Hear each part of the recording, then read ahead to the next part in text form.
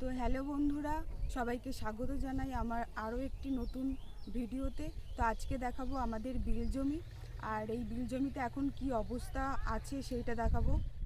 চলো তাহলে কাদামাটি আনা যাক।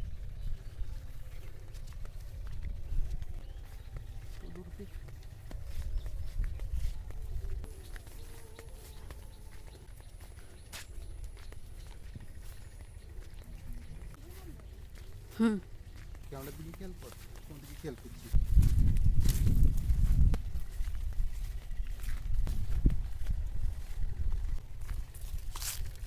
ঠিক আছে, ঠিক আছে। ধর, ধর।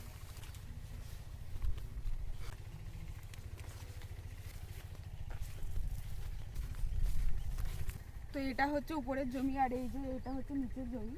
এখনও নিচের জমিতে কিন্তু ধান কাটা হয়নি, ধান পাকেইনি এখনও অনেক জমিতে। আর আগে যারা লাগিয়েছে তাদের কিন্তু ধান কাটা হয়ে গেছে। আর কিছু কিছু এখনও কিন্তু ওই যে যেরকম গাদা দেওয়া আছে ধানগুলো, সে এখনও কিন্তু সেগুলো ঝাড়া হয়নি। তো চলো ধান জমি একটু দেখাই তোমাদেরকে।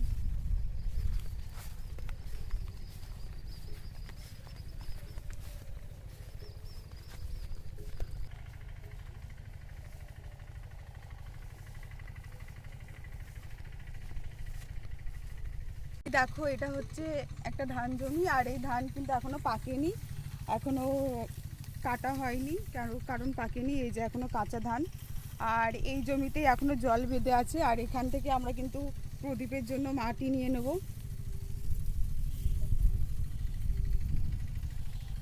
এই যে ক্যারিটা দিয়ে আমরা মাটি তুলে নেবো, এই ক্যারিটার মধ্যে।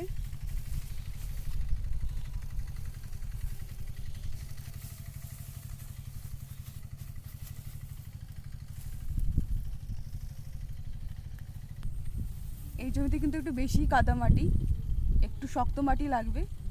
অন্য জমিতে গিয়ে দেখি যে শক্ত মাটি আছে কিনা।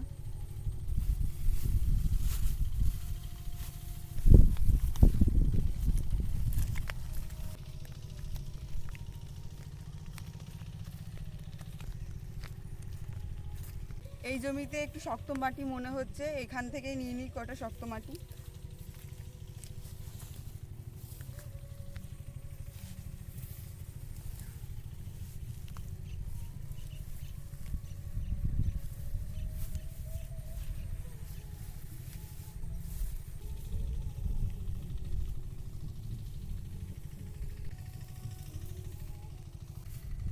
এই যে শক্ত মাটি এখান থেকে নেওয়া হয়ে গেছে।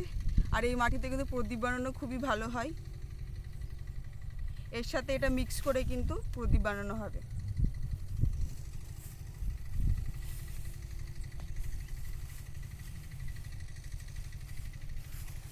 আর এটা হচ্ছে এঁটেল মাটি, আর এঁটেল মাটি দিয়ে কিন্তু প্রদীপ ভীষণ ভালো হয়, মানে ফাটে না, মানে একদম স্মুথভাবে হয়। আর এই ক্যারিটার মধ্যে ঢোকাতে যাচ্ছিলাম কিন্তু এই ক্যারিটার মধ্যে ঢুকছে না, তো হাতে করেই নিয়ে যেতে হবে আমাকে বাড়িতে। তো এতগুলো করেছি, এতগুলো দিয়েই হয়ে যাবে।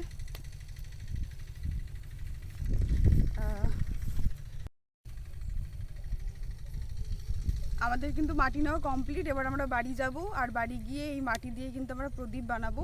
আর সেটাও কিন্তু তোমাদের সাথে শেয়ার করব যে কীরকম আমরা প্রদীপ বানালাম, কিভাবে, কত বড়, সেটা দেখাবো। সম্পূর্ণটা দেখতে থাকুন।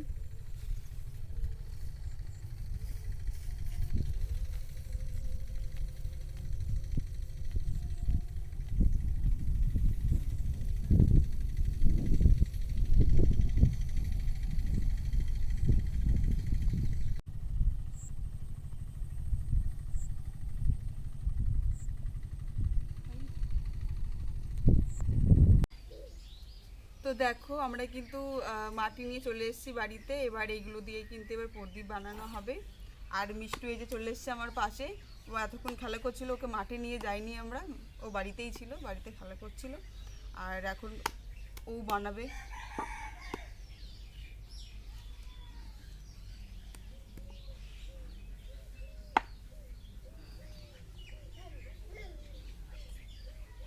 যেরকম বড় সাইজের বানাবেন সেরকম কিন্তু মাটি নিয়ে নিতে হবে।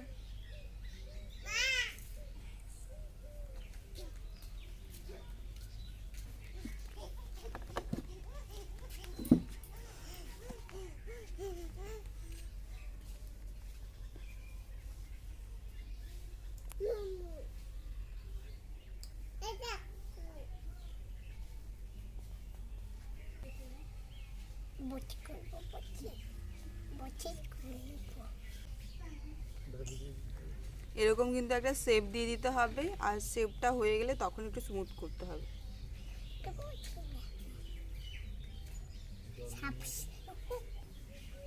হয়েছে? এবার একটু জল দিয়ে স্মুথ করে নিতে হবে।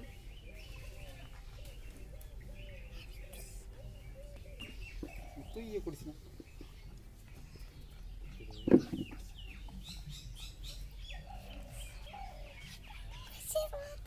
মিষ্টু বানা দেখি, একটু বানা, কেমন বানাস? পারিস তুই বানাতে?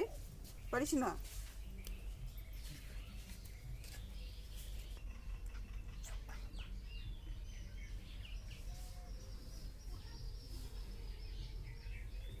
এই যে একটা কিন্তু বানানো হয়ে গেছে, এরকম ভাবে বানাতে হবে। গিলাস মানে গিলাস না এরকম করে কিন্তু সবগুলো বানিয়ে নিতে হবে।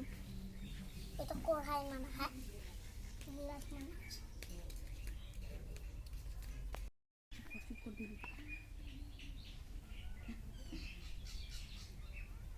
আচ্ছা, এই দেখো এগুলো হচ্ছে মিষ্টু তৈরি করেছে।